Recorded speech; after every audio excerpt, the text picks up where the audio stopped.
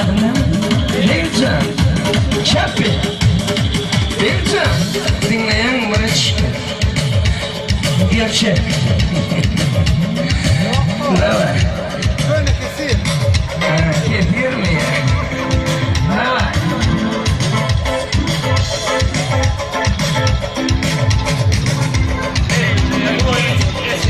Yürüyün yollara, karışmam başına.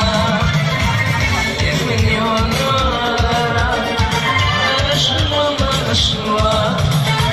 Yetmelerin tergitleri, tergitlerin başına. Yetmelerin tergitleri, tergitlerin başına.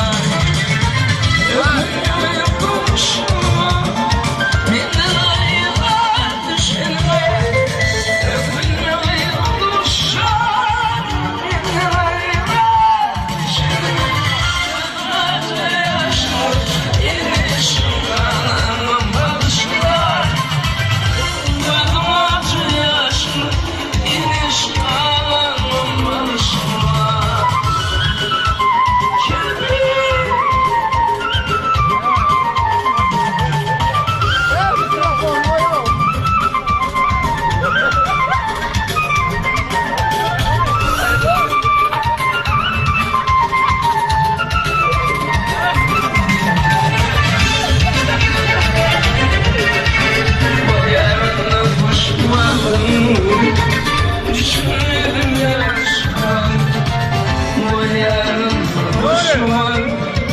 Düşündüm yaşıma, ağlamam gelmiş, ağlamam başıma, ağlamam gelmiş, ağlamam başıma.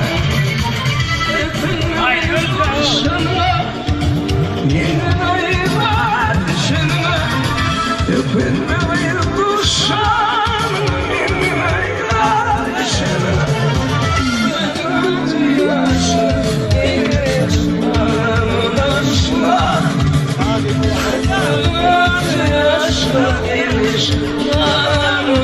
Aşk,